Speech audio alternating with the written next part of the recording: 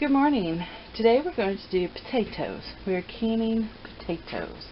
My husband grew these potatoes in the garden, and these are smaller chunks. I wanted to do the itty bitty ones, kind of whole, but I didn't have enough of those to make a whole pot, so the other itty bitty ones I cut up into smaller pieces. Ow, that was hot. We're also doing this in the Instant Pot. So if you've been following me, I recently did pears, and they turned out really good. We did open a jar and eat them. It was a light syrup, and even though it added cinnamon, it didn't taste like it. So if you are following and going to do the pear recipe, add more cinnamon. Okay. So I can only do 4 at a time in the Instant Pot.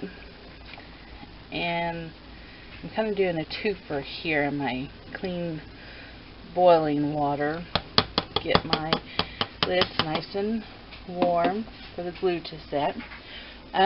Okay, so I'm using the same website that I did for the pears, and right now I don't have it up in front of me, but they say for my area, which I'm in Arkansas, so I'm at 600 and something feet. Be sure that you look up your altitude for your pressure setting, I guess I should say.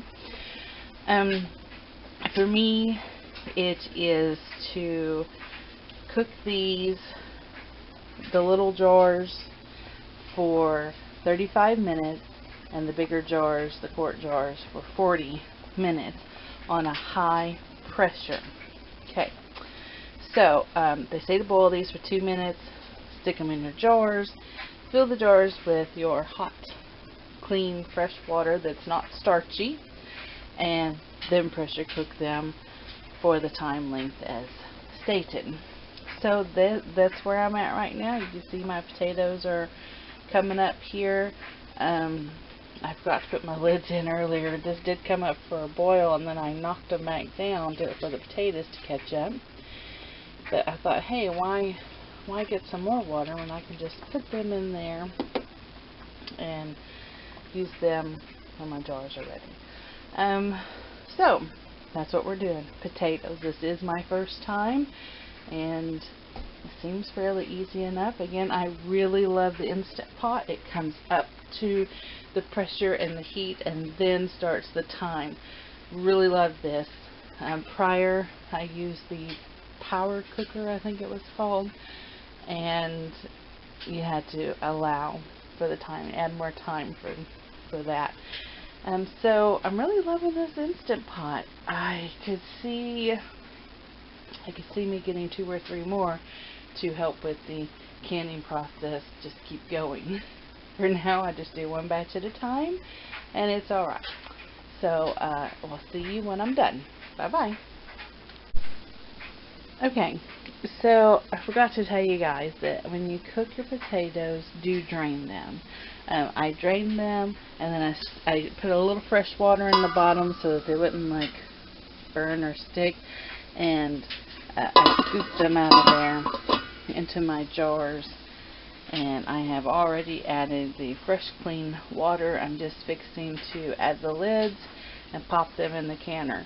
Now, I am a beginner, but I'm also intermediate, and so if you are fresh, then you need to go and look up all the methods for when to sterilize, when not to sterilize, the air bubble thingy.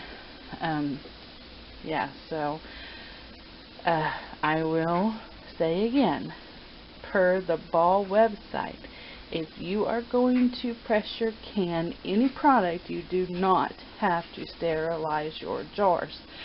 It will do that on its own while it is in the cooker. If you are hot water bathing any product, do sterilize. Okay, Google those steps for anything, and then you can find all kinds of videos on how to do things. And there aren't any videos very much on Instant Pot or Power Cooker canning, and that's where I'm trying to step in, throw some at you so that if you're more modern like I am, then after you're done cooking your chicken or your roast, you can stick it in jars and can it. Okay, see you later. Seems like every time I start to record and stop, I remember something else. But again, this is something beginners do need to research on their own. Obviously, you don't just stick the jars in here. There is water underneath, and you fill the water up to about a quarter of the way of the jar. And jars are not to touch, is what I've been told. So I try to keep them upright and not touching.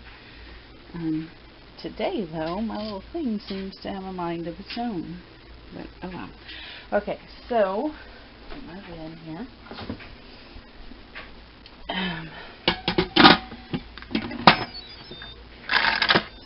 Make sure your lever is closed.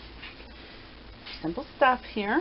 Okay, and we pressure cook, and we will, if you keep pushing this, it'll say less, more, and it has a different time thing, but we're not even going to worry about that right now. What we're going to do is pressure level.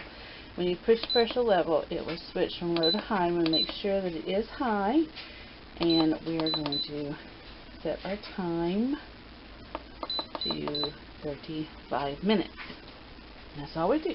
It is on high, 35 minutes, and the machine will do the rest. It is now on, and I always pull this out because the steam kind of interferes with my counters. So right now it is building. It is heating and it is building. You may hear a lot of times some steam coming out in the beginning. That is just making sure that there's enough pressure in there, and after a little while it's going to stop releasing that pressure, and then your timer will come on and off you go. So the next 35 minutes I can go do something else. Alright, hopefully I won't forget something else when I turn this off and I'll be like, oh, I should have said that. Alright, have a good day.